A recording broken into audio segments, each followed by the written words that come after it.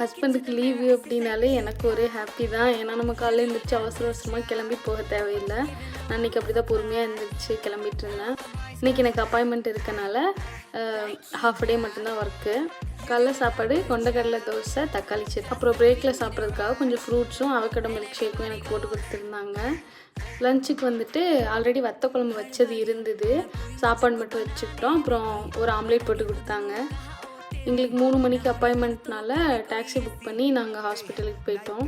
இங்கே வந்துட்டு நம்ம அப்பாயின்மெண்ட் டைமுக்கு போனால் போதும், நம்ம முன்னாடியே போய் வெயிட் பண்ணணுன்ற அவசியம் இல்லை.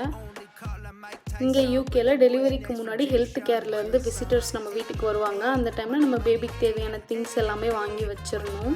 அவங்க வந்து செக் பண்ணிவிட்டு நம்ம எப்படி பேபியை கேர் பண்ணிக்கணும் அப்படிங்கிறதெல்லாம் நமக்கு சொல்லி கொடுத்துட்டு போவாங்க. நீங்கள் யாராச்சும் யூகேல இருந்தீங்கன்னா பேபிக்கு வந்துட்டு ஸ்க்ராலரு, இந்த கார் சீட்லாம் என்ன பிராண்ட் வந்துட்டு பெஸ்ட்டாக இருக்குன்னு உங்களுக்கு தெரிஞ்சால் எனக்கு கொஞ்சம் சொல்லுங்கள்.